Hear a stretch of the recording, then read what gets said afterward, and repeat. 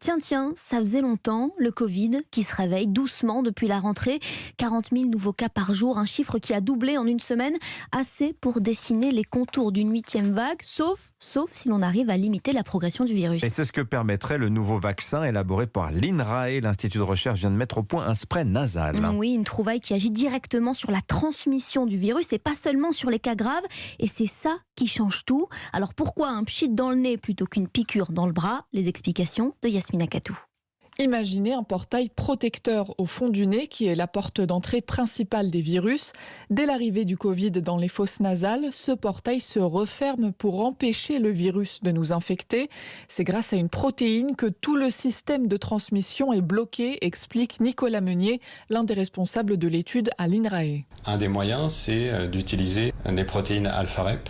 Ça va faire que le virus, quand il va arriver dans le nez, il ne va pas pouvoir se fixer aux cellules qu'il infecte normalement dans le nez. Et ça va bloquer le passage vers les poumons ensuite, bloquer aussi la dissémination des particules virales. Si le projet venait à être commercialisé, il prendrait la forme de gouttes ou de spray dans le nez.